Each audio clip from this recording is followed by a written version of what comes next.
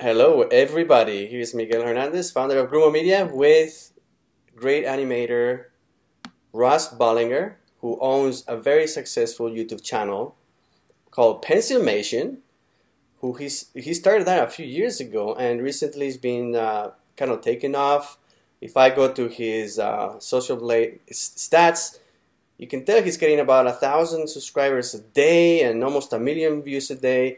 Anyways, I worked with Ross for several years. He's done many videos, many Grumo Media videos for me, and he's one of the most talented and nice animators that I've met since I started Grumo Media in 2010. And I thought I asked him some questions because I know a lot of you that take my courses are interested in learning what it takes to create animations and the software and the effort that it takes. So I myself am a very not good animator, although I started an animation company, but I only did one animation, which was the first one that put Grumo Media in the map. After that, I hired really talented people, and Ross is somebody that not only can, well, he can animate very well, and he's been doing this for many years. So I'm going to ask him some questions about what it takes to be a successful animator and what motivated him to start. So, Ross, welcome to the show. Thanks for having me, Miguel. All right, so let's start with. I have a series of questions here, and I'm curious a little bit about your background. Like, where I want to know, why did you choose to animate, and how did you learn to animate? What like, you could have done a million things in your life, but why did you choose animation as a way to as a creative expression for you? Well, I started out just making like stop motion clay videos with like the home, the home video camera, clay. You'd take one frame at a time and string it all together, and it would, just be little characters running around. That was really my start in animation. That's where I sort of fell in love with the medium, I guess. And then I took this was like in elementary school. I took a computer class and we played around with like Flash, very early version of Flash, all that stuff. I kind of just got exposed to some of these things. Yeah.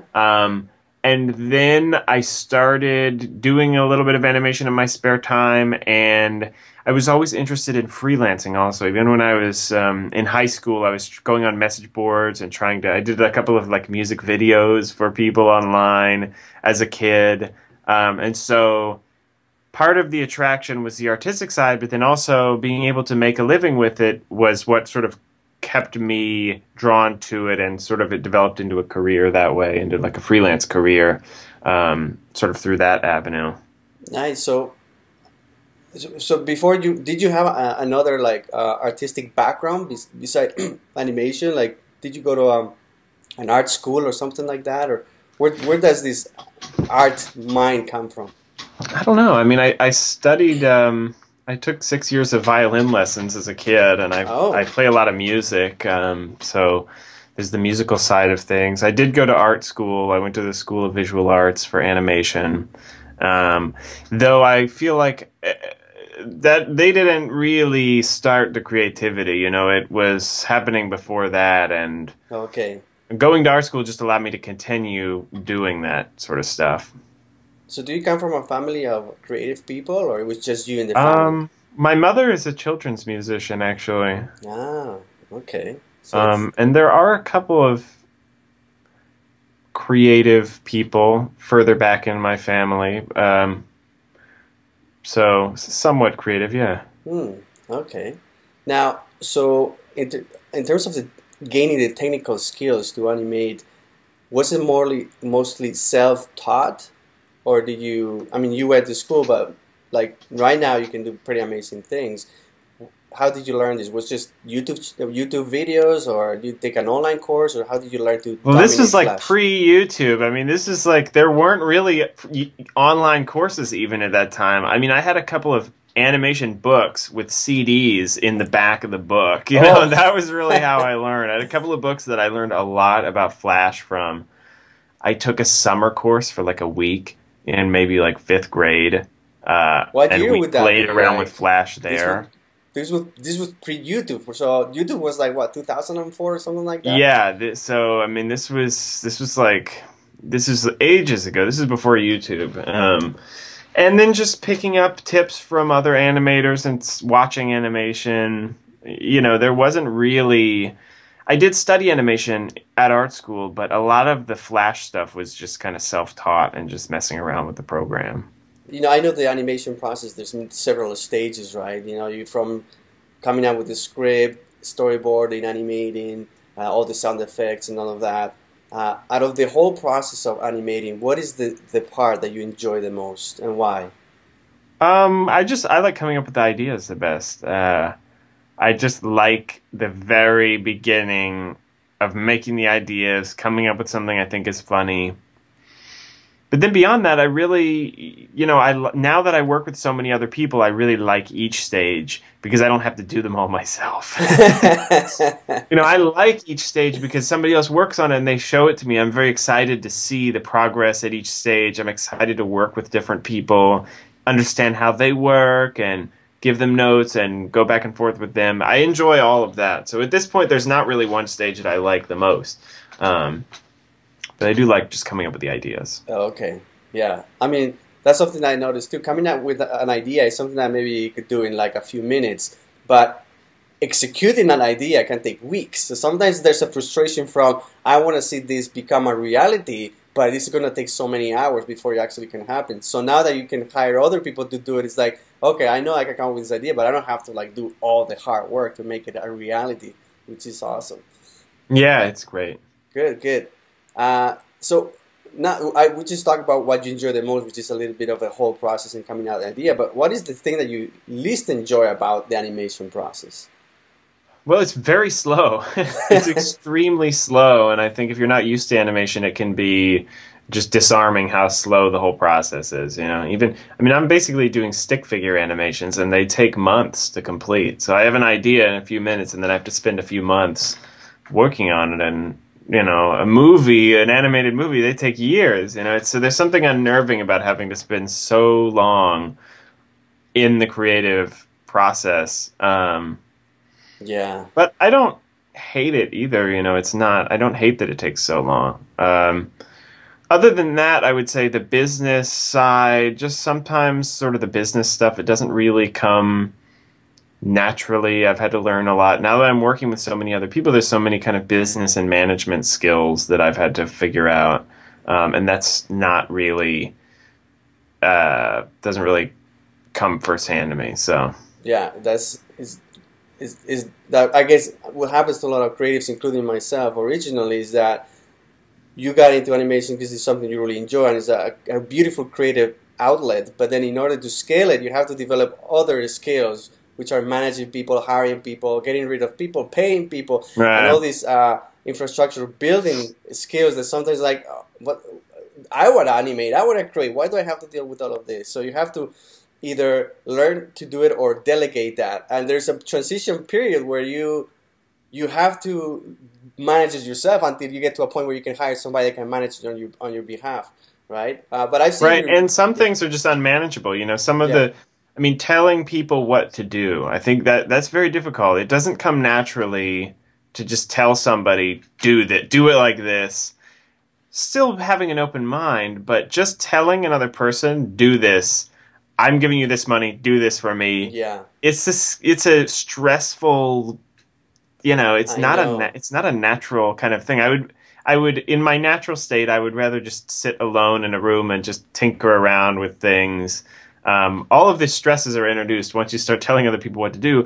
But at the same time, you can't really delegate some of those things because it's being a boss that's difficult, and you can't delegate being a boss. You can, but then you're not the boss anymore. then you're taking orders from somebody else. Yeah, exactly. No, it is tricky. One of the hardest things I found when I started to grow Grumo Media is, especially in a creative field, you may have an idea and then you want somebody to execute your idea, and you're such a perfectionist for yourself, and then you expect that same type of perfection from somebody else. So that means that you have to give feedback, and sometimes they may not agree with your feedback. So there's this conflict where like, why are you telling me how to do this? Why don't you let me come up with something? How do you deal with giving feedback in a way that doesn't, piss off the animator, or you still keep a good rapport with the animator? How do I do it? Yeah. Well, I'm very clear about what I want. I think the most frustrating thing, and what's nice is I've worked on both sides. I've worked as like now telling people what to do, giving them work, but I've worked as a freelancer for so long that I know what's so obnoxious from clients. And personally, I try to give a very clear idea of what I want from people, because there's nothing more frustrating than having a client that says, do it this way, and then you do it that way, and then they're like, no, do it this second way, and then you do it that second way, and they tell you, well, actually, we like the first way better. And then it's like, it just feels like a waste of time. It's just so annoying. So I guess the first rule is make sure that you have very, very clear instructions, so there's no room for error or misinterpretation for what you're looking for. That Exactly. way, When I make a storyboard, it's like everything that I want is very clear, and I act it all out and I explain it all. I want to make sure it's as clear as possible. But then on the flip side, I still want to remain a little bit open, because if somebody comes with I don't want to, there could be other ideas that can still slip into the creative process at that point. So it's sort of this like dualistic, like maintaining a very clear vision, but also being open at the same time, which is very hard to do. Now, that makes a lot of sense, but I found on also in by running at the studio, sometimes I give very clear instructions, but still I can see the person didn't give 100%, or they didn't interpret those instructions properly. So when you get work that is subpar or that it doesn't meet your expectations, what do you do? I just have to go with it and make it as good as I possibly can through other means. Make the music or the sound design as best as possible. There's only so much you can do. Like, you can't, if you hire someone for a project and they can only work at their highest ability level. Now, it's a different thing if you feel like they're slacking off. Yeah. And not giving it the best of their ability. Yeah. I don't really know what to say to that. I mean, in my own personal experience, projects that I haven't given my full effort towards are projects that I've found to be boring. Yeah. And so to me, if somebody's giving half effort, I'm wondering, is there something boring about the work that I'm presenting to them? Yeah. Or maybe they're just a slacker, maybe Yeah. they're just a slacker by nature, and they, then I just do one project with them and move on, Yeah. Yeah, no, it's the same I found Grumo Media, and I guess that is the flexibility of working with contractors, that you're not, it's not set in stone that they're gonna have. There's not a real contract in place, so it allows you to have more flexibility. And if you're really good animated and you put the effort, you get hired again and again, and if you don't put the effort, then what you're going to do is just hire other people, right? Exactly. And there are a couple people that work. There's one guy that works for me full time, and another guy that works part time on like a sort of a regular, sort of like a salary style basis. But they started out just as contractors, and I think that's key. Rather than just take a gamble on somebody you don't know or haven't worked with at all, try them out as a contractor for a few projects and get to know them, and then if it is a good fit, then you can move to a salary position.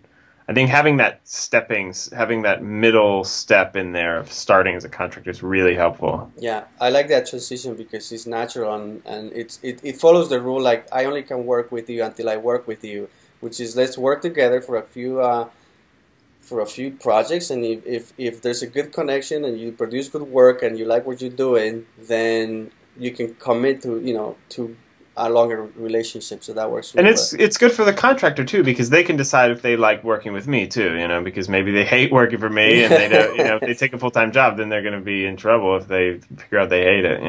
Yeah. All right, let's move on to a little bit more specific of the Pencilmation series, which is what your channel is very popular and most people know about, is the Pencilmation series. How did you start Pencilmation? Where did the idea come from? Well, actually, I made the first Pencilmation when I was 16. 16. Wow. Yeah, I made it so long ago, and I had just watched a Looney Tunes cartoon where the pencil is like drawing, like torturing Daffy Duck. I don't know Yeah. if you've seen that one, but it's No, a I Looney have. Tunes, and the Oh, I pencil's think like you showed messing with it to Daffy me. Duck. Yeah, yeah, yeah. And I just saw that and was like, oh, I want to do kind of an homage to that and just have the pencil. And I was experimenting with Flash then, so I did this Flash cartoon of a pencil messing with the stick figure. And it became really popular online, you know. This was pre-YouTube, but it was like there was a lot of other sites that would aggregate videos, and it was like viral for the time, you know, of Okay. the early internet. And that left a big impression on me, and I was like, you know, once you have a video that does really well, it becomes like addicting. You know, you get that rush, and then you want to be able to experience it again. Yeah. I followed up with Pencilmation #2 immediately, and it didn't do well at all. Oh. And so I abandoned the whole thing for a while, and then when I was in college, I came back to it and started doing it as like a web series because I felt like it would be a good format for a web series because the style was so simple. Yeah. So, you said you did the first one when you were 16. How many years ago would that be? That would be, well, I'm 29 now, so that was 13 years ago. 13 years, over a decade ago. Wow. So the Yeah. origins are a long time ago. Yeah, it's been going for a long time. Yeah, So I did now 16, people know and about then it. I started again probably when I was like 21, and I've been doing it really pretty steadily since then. I mean, early on when I was doing all the work myself, I would do a few episodes and I would get burned out, and I wouldn't do any more for months. And so it was kind of sporadic, but it's been on and off since then. Now, how many episodes you've done, if you keep count of them, of Pencilmation? It's in the 70s, 70s. Wow. but 26 of them were done this year. Yeah, So this year's been that means 50% of, I did 50% of the total output of Pencilmation this year alone combined compared to the last, whatever, 13 years. Then that's just from working with having other animators. You know, I could never do that alone. It's just being able to have composers and animators and sound effects guy and all this other talent coming in, and then I'm actually able to do that. That is huge. 50% in the last year. Wow. Now, so you said how long does it take to make a Pencilmation typically? Like a couple months. 2 months, and you're trying Yeah, to release... usually the idea. Well, probably a little longer now that people are doing storyboards. Usually, I come up with the idea, I send it to the storyboard guy. Storyboard takes like 2 weeks, maybe. Animation usually takes like 2 months. Sound design another couple weeks. So I'd say 3 months. And now, in terms of a little bit of technical stuff, because I know a lot of my students want to learn to animate, right? So, I have a question. What would you think would be the best way to become really good at animating with Flash, for example? There's so many resources online now. I'm sure you can just type in how to learn Flash and find like a billion things. That's where I would start now. Yeah, how to learn. But learning Flash and learning how to animate well are two totally different things. That's what I mean. Like, it's not so much about the software. It's about, because your characters have a lot of expressions. Like, if I sit down and look frame by frame, you can see like 20 different expressions in 30 seconds. So it's a lot about understanding facial expressions and movement and all the different things. Was that something that came to you natural, or you actually had to study all these different expressions so you can now remember when I want to make somebody sad, I have these 25 different faces that I can use? Right? No, it just came. I mean, it's just through my own. I just think of my own expressions, I guess, in a way. I don't really draw much. And that is kind of a limiting factor for me. And part of the reason I really wanted other animators is I don't feel like I have very strong, like, foundational drawing skills. So that really limits me in terms of what I can animate. Part of the reason why I just did Pencilmation is stick figures. It makes it easy. But no, there wasn't really a method. So for me, it was just pure, sheer trial and error. Yeah, pretty much, yeah. Drawing is really important. You know, you can only animate what you can draw. Like, if you can't draw at all, it's going to be hard to animate. You have to be able to draw. You don't have to be able to draw to animate, because animation is all about timing and movement. But if you don't know how to draw, or you stink at drawing, and you're trying to animate, it's going to be very difficult. Yeah. So now, in terms of the tools that you use, a tablet, right?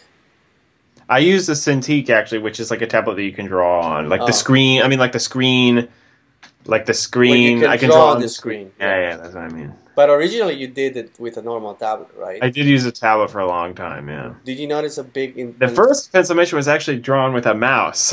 with a mouse? Yeah. That one I took a long time. Yeah.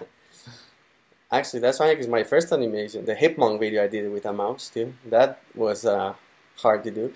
It's very difficult. Yeah, and then I tried to get a tablet, but it takes a while to transfer from mouse to tablet. And Yeah, obviously now it with does take Cintiq you can getting draw used on to. it, and it makes it a lot easier.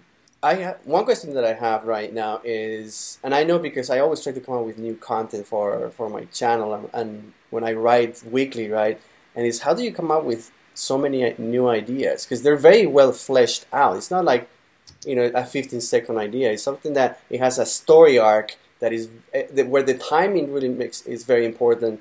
Where you want to take the viewer from not knowing anything to experiencing all this little story in 2 or 3 minutes. So that takes a while to develop, and I wonder what is your process to come up with so many creative ideas for each episode. It's really, I mean, it's surprisingly linear. I just think up. Well, the first thing I do is I think of what would make a good concept for a Pencilmation episode, like, like a phone that's ringing, and the phone, like an annoying phone, something like that. Like I'll start with just like a straight up concept like that, and I'll say, oh, I can do something with that. It's a character. There's this annoying phone. It keeps bothering him. I'll start with something like that, and then I actually type it up just line by line. I'll say, the pencil draws a phone, and the phone starts ringing, and then the character comes in, he answers the phone, and nobody's there, so he hangs up the phone and he leaves, and then the phone starts ringing again. That's funny. He comes back, and the second time he comes back, he's mad now because has to walk across the room to pick up his phone, so he picks it up a second time, and he's like yelling into the phone, and then he hangs it up and he walks away. And then I try to always add things that are unexpected as I go. Like I think he can walk away and then the phone can ring a third time, but it gets kind of tedious. So maybe the second time when he answers the phone, something else should happen. He gets tangled in the phone cord and trips and falls. Like I just always add. You gotta always be unexpected with it. Like. I want to give enough repetition that there's humor there, like the phone ringing multiple times. It gets funnier each time because he's more and more annoyed. But how can I build that humor while keeping it still fresh each time? But it's just written like I just go through, write out the whole thing, and then I might proofread it once or twice, like just not proofread it, but just read through it again and think about each line. And that's it really. And while you're writing all of this, you're obviously imagining what's happening in the animation in your head, right? So you're visualizing the entire story in your head. Exactly, yeah. And it's pretty easy to visualize because Pencilmation is so simple. I can very easily see in my head character walk across the screen, answer the phone. Okay. That kind of thing. Now, how long does it take you typically to write one of these Pencilmation episodes? Maybe like an hour. So in an hour you can create one of these. Okay, well that's it takes an hour to write it and 2 months to make it happen. 3 months. 3 months to make it happen. Well, that's a big lesson for people that don't know a lot about animation. Is that? But it's getting harder now because I don't want to repeat myself, and so I've done so many that each time I'm like, oh, let's do one with a bug, and then I'm like, I've already done a few bug episodes. Oh yeah. Like I get stuck, I'm like, oh, I did a doorbell one, or like the phone ringing. It's kind of like this one that I already did, and then I'm getting stuck with trying to come up with new ideas. So, do you have a solution for that? Like, how do you get inspired? Do you go for a walk? Do you talk to your wife? Do you talk to your dog? I mean, what is the? No. I mean, at this point, I've still come up with enough ideas that I haven't really needed to like look to outside sources as much. I mean, I do talk to my wife sometime, and she helps me with some ideas. And just being relaxed in like a relaxed state, usually I'm more easily able to come up with ideas. Do you have like a backup of ideas already, like a list of them that you keep? Yeah, I do keep a list of just the story ideas, like the annoying phone Okay. or like a genie. You know, a genie. I haven't done one with a genie and a lamp. You know, there's lots of potential with it. The pencil draws a genie lamp, and the guy's trying to rub it in it. That I can see it already. You know, I know it's gonna work, so I just write down genie. I have a list like that, so when I go to actually write the full thing, I just pick one off the list and then use it as a starting point, I like a like. writing prompt. You know. Yeah, yeah, no, I like it. You just think of one idea and then you create a story around that object or idea. So it always. Yeah, because it keeps it centralized, and Mhm, jokes are funnier a lot of times if you're kind of, at least for me in Pencilmation, if it's revolving around the same thing. mhm. You keep a kind of coherent thing in a way. Yeah. Also, I guess in terms of animation, it's easier if there's just one main idea. So you don't. Yeah, it's not like tons of different characters and props and all of that. Yeah, it's simplicity. Just one idea, maybe one or two characters, and make it happen. Sometimes the one that my wife likes the most is the one where there's this woman, and then she's dreaming of this really nice person, and it turns out, and this guy comes out of a hole, and he's a short guy, and she's so disappointed. She's like, ah, this short guy, but the guy would never give up, which kind of reminds me of my own story.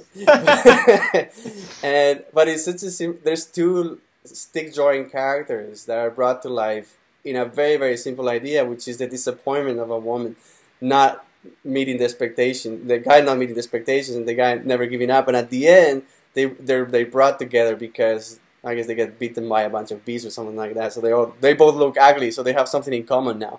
Yeah, yeah, yeah. I mean, it's just from life, you know? Like, I just love people in general, and so I can, you know, I think of these characters and then I just get into them. So like, I've got this short guy.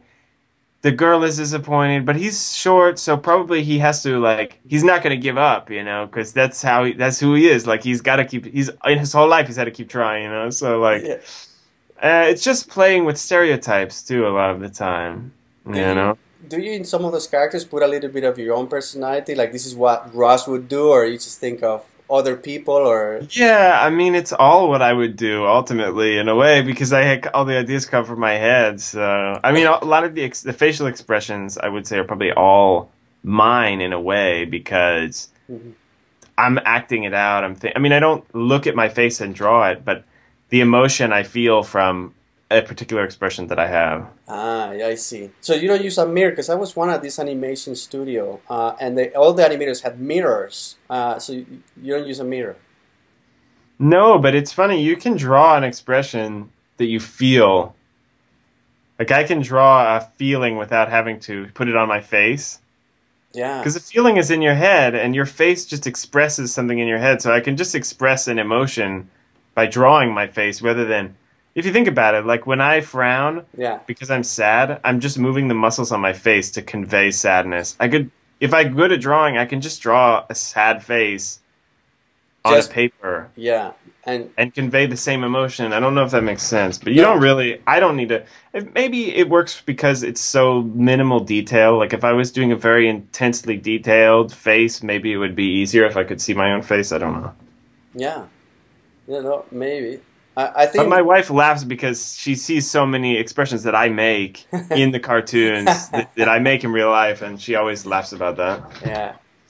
I think that's part of the talent and of spending many, many, many years doing this that it comes very natural, translating what you imagine into something on of a drawing. Because I tried that. Anybody that starts doing that is like, yeah, I know, I can see the feeling that I want to portray on this drawing, but when I start drawing it, that doesn't look the way I want it, right? Uh, So the other day I typed animation facial expressions, and I have a list of 100 different ones, so you can see everything from sad to happy, very happy, very sad, angry, super angry, you know, and all of them have different little things that you change slightly yeah, on the face, and suddenly the entire expression changes, right? And those are nuances that I think they probably take many years to develop to a subconscious level where you don't even have to think. You just think, I want to create this expression, and your hand moves and creates it. yeah, But yeah. it's not something that I think just comes right away. But definitely works. Cool. So I think that takes care a little bit of pencilmation. Let me see. So right now, I noticed that Pencilmation this year, like you said, you've created 50% of all the episodes in 1 year, and you start to get a lot of traffic.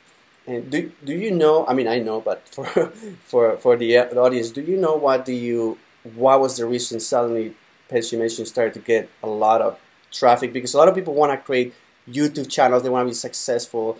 And if you could give a couple of tips of what it would take for somebody that wants to recreate a similar success, what would you recommend they do? Well, YouTube is based on, they put a lot of emphasis on watch time because they want to compete with TV. So they want to, the more minutes, it's more important than views. You know, like one view on a 2-minute video and they watched all 2 minutes is less valuable than one view on a 30-minute video and they watched 10 minutes. Even though they only watch a third of a video, 10 minutes is greater than 2, so it's more valuable to their algorithm because they literally just want people to be spending their minutes watching YouTube instead of watching TV. All I did was take all my old episodes and put a bunch of them together in one video. Everyone is telling me it's such a stupid idea. Even myself, I'm like, this is such a dumb idea. You know, I'm just like gaming the system. Yeah. And it had a huge spike of traffic, and it was all old. There wasn't even a new episode there. It was all old episodes. Yeah. And it was like 15 minutes. And so then I tried to recreate that, and I took more old episodes and put them together and posted it. And it didn't really work as well. And so the traffic died back down. And then I thought, instead of taking 10 minutes of episodes, I'll take an hour of episodes. And people were really like, that is the stupidest idea ever. And even myself, I was like, I don't know, but whatever. It's worth a shot. But I put one new episode at the beginning. And then that has had a very profound effect on my channel. One new episode, it draws in the fans. People want to see new stuff. And then all the old episodes after, people can watch those.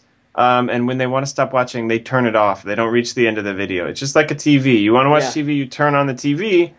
The TV never ends, you know? You just, when you want to stop watching it, you got to turn it off. And that's kind of how I look at it now. Yeah. So that had a big effect on my channel. That enabled me to do, I mean, I was able to work with other animators then, maybe doing 1-2 episodes a month, reinvesting pretty much all, actually all the money that I was earning on YouTube. Mm-hmm. Now it's changed to that I can invest money, make a lot of episodes, and still have some in return so I can make a living, hopefully make a living doing this.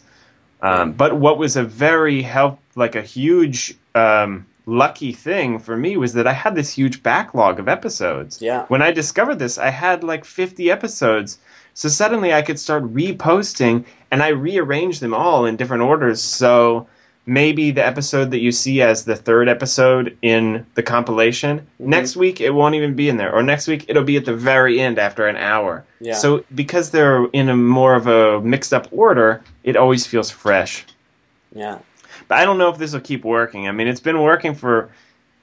The spike really only happened over the summer, so part of me feels like I'm just got lucky, and a few months from now it's going to all, start tanking. So part of me is kind of nervous, and I don't want to act too hastily because I just want to see how everything plays out. Yeah, no, that makes sense. I mean, it makes a lot of sense that retention is the 1 metric they looked at, because the longer you keep on YouTube, the better for YouTube, right? So whether you watch 10% of a 1 hour movie, doesn't matter really, because you're still staying longer than the average YouTube video is anyways, which exactly. is between 3 and 5 minutes. And the other thing that you've got to keep in mind is YouTube doesn't give a crap about subscribers or comments or any of that. Like, say you have tons of devoted fans and you only get maybe, 50,000 or like maybe you get 1,000 views a month, but every view is like a die-hard fan, and you can sell each of those fans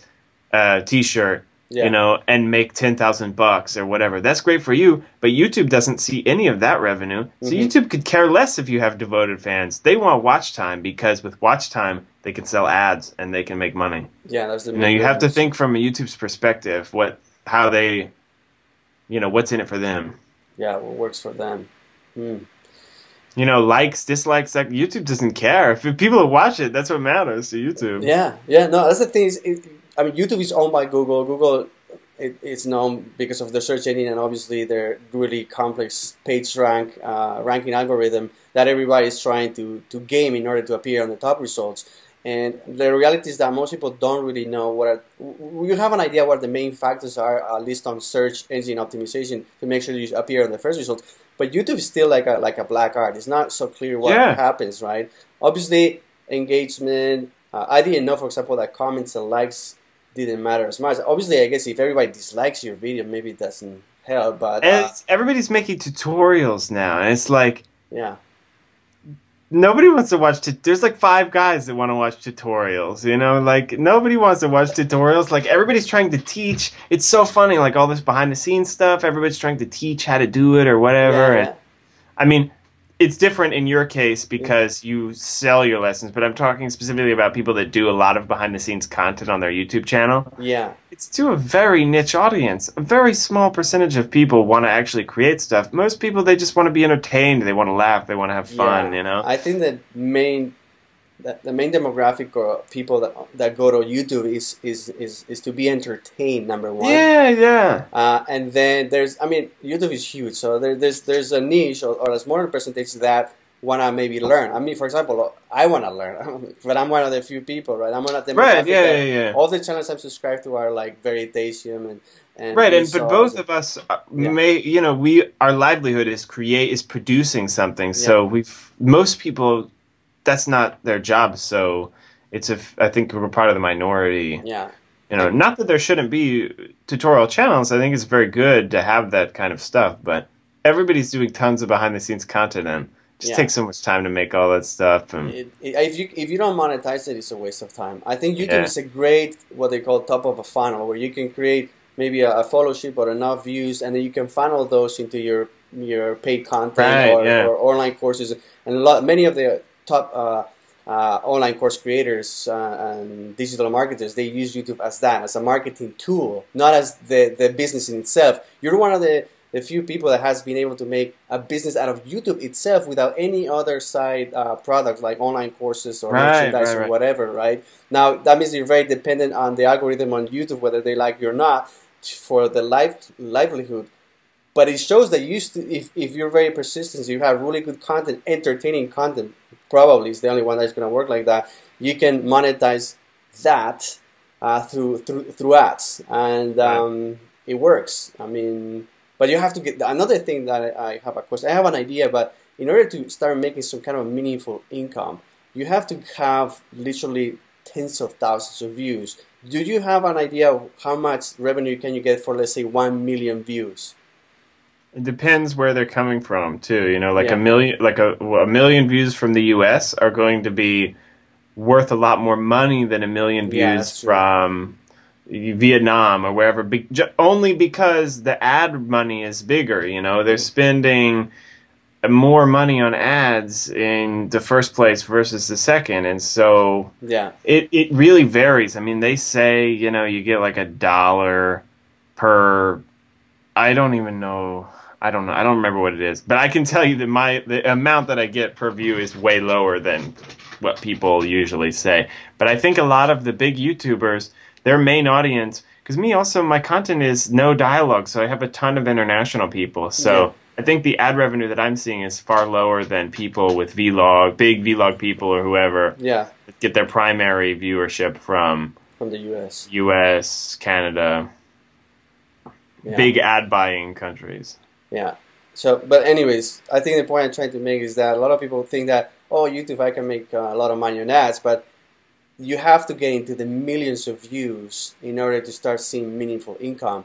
And I know, for example, I had my channel for 6 years. I have 500 videos, and it only has 2 million views. I never turned ads on, but I know that would have been maybe like a couple $100. And that's after years and years of doing this. So really, you're in the 0.001% of YouTubers that can make meaningful income from YouTube. And that's important for people that are getting into this type of business to understand the reality of how hard it is to monetize YouTube itself. Exactly. If I was going to start today, I would probably try to begin by latching on to other YouTube successes and kind of climbing up. You know, like a lot of vloggers, they communicate with each other. They review the same products. They do, or like those people that make those Let's Play videos, the gaming videos, like they do the same games. They, you know, you have to, because YouTube is more mature now, you have to you got to like latch on to something. It was different for me because I was able to kind of build Pencilmation as a brand just because I was there very early on and just making these videos, and at least I think that's what happened. Yeah. No, it is a lot harder nowadays. All right, next question. So we talk about revenue from YouTube. Now, so let's talk a little bit about the future. We talk about, you know, how you come up with Pencilmation, what it takes to do Pencilmations, that you hire people, how you got a lot more traffic lately by creating longer videos. And I guess in the next, let's see, where do you want to take Pencilmation? How do you imagine this in the ideal world? Well, I'm still in the kind of like phase of feeling like I've won the lottery, you know, so I don't think about it really hard because I don't want to be disappointed. If I come up with all these huge plans and then 3 months from now they tweak their algorithm and I wake up from this nice dream and I go back to what I was before, I want to be able to transition back to doing freelance work and not be like devastated about it. Yeah. So I'm kind of taking baby steps, but what I would really like to do is build a very strong kind of production pipeline for Pencilmation, but that at the same time allows people to still inject their own styles and their own creativity. I feel like a lot of new tools are kind of underutilized in animation, especially like when I give notes, I give video notes where I'm playing the animation and then my video is there, I'm acting it out. It's very precise tools. And I guess what I'm saying is I'm just trying to like hone in on a very good production system. And then from there,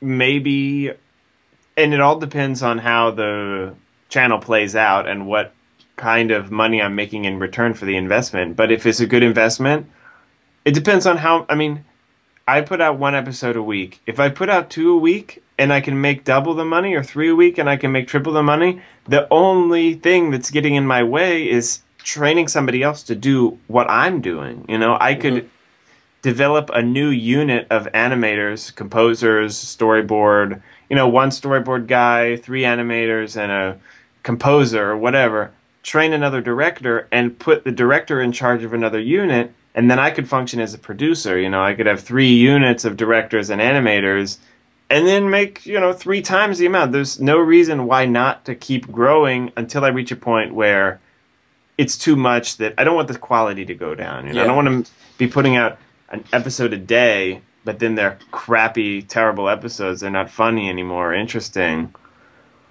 I want to scale up as much as I can without losing the quality. That's basically, I guess, what I'm saying. That is the biggest challenge I also saw. And I want to go beyond Pencilmation, too, if I can, but I don't really know in what form that would take yet. So you haven't thought of some other series or concepts yet? I want to do something with character. I mean, I want to do something with I really want to create my own sort of characters that people know, you know, my own like Bugs Bunny or whatever. Mickey Mouse. But I can't do that now because everybody works freelance. There's not enough structure within my system. Yeah. I can't have one guy draw my Bugs Bunny and then the next guy comes along, he draws it totally different. You can't have, once you have a character that people know, the fans get crazy attached to stuff. You make something that fans like, you change it, and everybody's going to be mad at you. You know? So like, you have to find a way to standardize the process before you can really capitalize on something that is very relatable to fans. Yeah, you know? And I think also using dialogue, you know, like, I think dialogue is very important in creating a personality that people love and want to be attached to.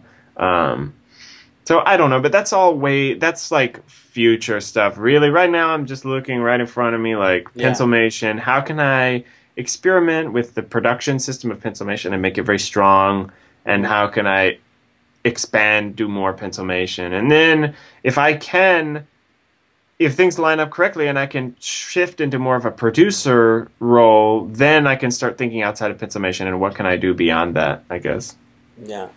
Yeah, I think the two challenges is how do you scale and keep the quality. If you come up with a character, make sure that it's consistent and I guess I mean one thing you can find out is how other people have done it because there's many studios that have famous characters, you know, and they figure out a solution like The Simpsons or whoever that's doing this for a long time for like decades. I'm sure a lot of the original animators have changed several times over, and they still keep the essence of the characters, their personalities, right? I don't know how they do it, but Well, and the other big problem is the financial one. I yeah. mean, to make there is no in no like there's no kidding myself that the money that I make on a YouTube short is nowhere near enough money to make a any of the, you know, Bugs Bunny, Mickey Mouse, Simpsons, That's like they SpongeBob, all spend these millions of characters, dollars. Yeah. they would spend, you know, I mean, even the old animation, they were spending like 50 grand per minute, you know, Mm-hmm. or $100,000 per minute of animation. I'm spending like a teeny tiny fraction of that amount, and my return, the return on my investment, is way, way smaller than the amount of money that these previous people have operated with to make their cartoons. So I have to factor that in as well and think, what is financially feasible?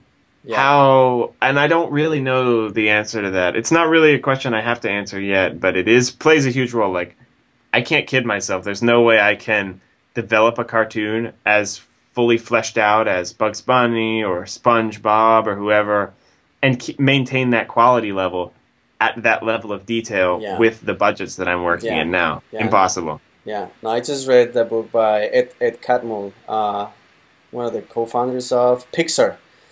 Oh, And yeah, I think I know what book you're talking about. Creativity Inc. And they talk about the process of creating some of the movies. And it's literally the work of years sometimes, of teams of really smart people working years on developing these ideas and scratching them all the time and starting all over 1,000 times. And it is insane amount of work that takes to create these movies. I think there's a lot of waste in their production system too. I actually don't agree with his saying that the first you make the movie twice, like you make it once and it sucks, and then you start over and you do it again. I think like if you have I don't know, I don't quite agree with that. I think you have a problem with telling people that the work is not good enough. It should not advance so far that you get 6 months into a production and you're like, this sucks, we have to start over. You know, you should be able to identify like 1 month in, like this is not working, this story structure isn't working, these characters aren't working. Yeah, like, that I find a little questionable.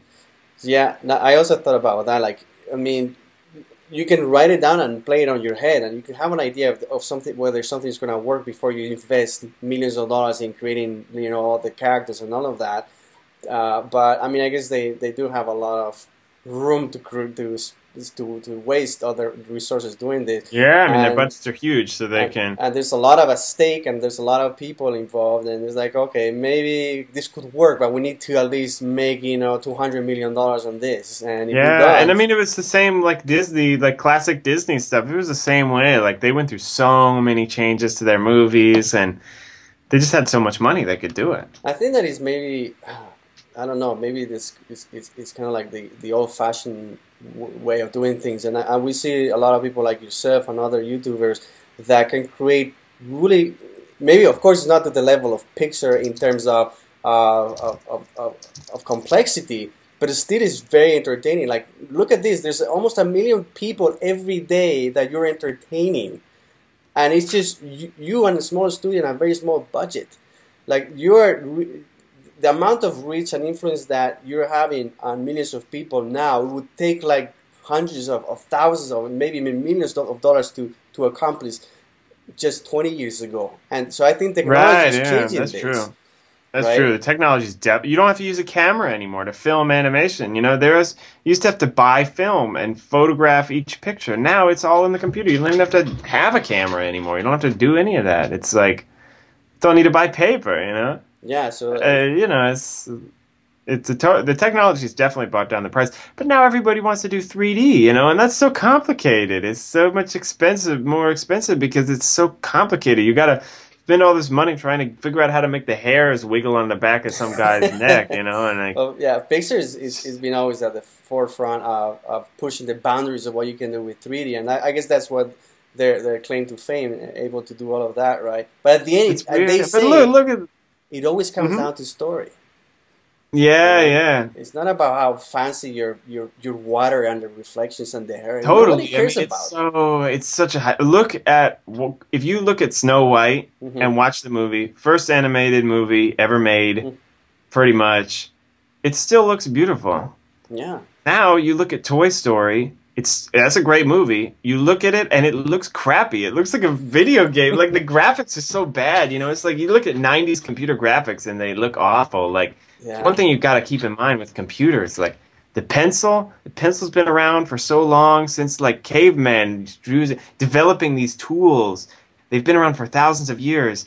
Now computer guys come along for 20 years and they think they can completely redefine all our tools. That's very arrogant thought, you know, like that's why there's some troubles, I think, with computer people think they've redesigned everything in like a couple of decades, but there's thousands of years of technological change yeah, that we have to um, kind of acknowledge and, you know, yeah. bow No, down to in a way.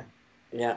And I mean, this is a big lesson. At the end, people, I mean, it's not so much about the technology and how much money you invest on. It's about, what people take away from watching what you created. So if you, Yeah, I if you mean, have a look like a stick people, and clown, if like you a if they laugh after watching what you did, that's worth, there's not a price to that, right? And you can do that with very, very simple animation. yeah, it's a clown, you know. Pencilmation is just a clown. It's a guy. You take a guy and he dresses himself like a bum. If he's a Hmm. very talented clown, he does funny miming. He's got all his funny tricks and movements. He can make people laugh just with his body, you know. That's like very basic entertainment and humor. Yeah, So that's that's a good. What else? That's a. I think you should. This is a perfect ending for the interview. I think. yeah. But I'm not saying you have to stop asking me questions. But I'm just thinking that you should cut it there. No, That's it's true. Because it that's makes a a good lot. like sort of macro view. Yeah. Okay. Well, I do have a couple more questions that I can edit or not, but I learned this from other interviewers like Tim Ferriss and stuff like that. They always ask for recommendations, right? Because I'm sure that you draw inspiration from other artists and maybe resources. So I like to know, for example, who is there other animators or YouTubers that you look up to and you get inspired by, or you just work on your world and A little bit. I mean, I watch a lot of old movies. I watch animation, but there's not really. I think life is the. I mean, that sounds cheesy, but like the great artists before film, like the first movies, yeah, those guys didn't have filmmakers to respect or look yeah, up to. Like they just made from life and from paintings, and I don't know, like this sounds kind of stupid, but I really think that life, just drawing inspiration from life, is the most valuable because you don't want to create a reproduction of someone else's work. that's true. So I don't know. I mean, I love animation and art and all kinds of things, but I'm also really bad at keeping track of what I like and remembering names. I always sound so stupid when I'm like, oh, this guy, I remember his, John. I can't, it sounds like a very stupid way to list off my influences. So I don't know, but I guess I am interested in Disney, Walt Disney, and sort of the organization of the original Disney studio. You know, that kind of thing, and like classic Hollywood and sort of how the production systems. I'm really interested in the production systems, like how you get the creative people together and how do you get them to produce the best content. I think a Hmm. lot of times now there's why is it there's so many talented people, but I feel like so much of the content now is not very good. It's not because people suck, it's because the like no, the business people have gotten bad at figuring out how to utilize the talent, Yeah. I think. No, I think there's always forces that are opposing each other. Is the creative people versus the people that want to make money, and then they look at the what are statistics or surveys. It's like, well, we cannot make a movie about this, or you have to delete this because it's going to offend this demographic, and then it starts the whole idea starts watering down into something that is not going to offend anybody, and then the whole idea that make the movie interesting or unique Yeah. disappears and it gets watered down into like nothingness. And I think there's a lack of respect in the business world in general for the idea, the creative people. A lot of times I think the business people, they're just numbers or they're commodity, you know. It's like we order everything online. Like I think now's time it's hard to think of people as people. We think of other people as, you know, we press a button, we get what we want kind of thing. Like you have to respect people on a very human level, I think, in order to be able to create something effectively with them. Yeah, no, it is a challenge. Anyways, you have so let's just wrap this up this interview. We're just I think it's just an hour right now. I think the people that are going to listen to it will get an understanding of your background, how you come up with Pencilmation, the production, a little bit of the production process, and also about that you can reach a lot of people and you don't have to spend millions of dollars doing it. But it's also hard to monetize a YouTube channel unless you start getting millions of views. And but it's very nice what you've been doing. So from Grumo Media headquarters, we wish you a lot of success with Pencilmation. And thanks a lot for your time, Ross. Thank you, Miguel. I always like talking to you, and just glad to, it's nice telling you these things. I'm much more at ease telling these things to you than being on a, big fancy show. I think I'd freeze up and I wouldn't be able to think correctly. Or it's nice to have the time to explore these ideas too. So anyway, thank you. Anytime. We'll catch up next year in another interview. All right. Sounds good. Okay. Thank you. Bye-bye. All right.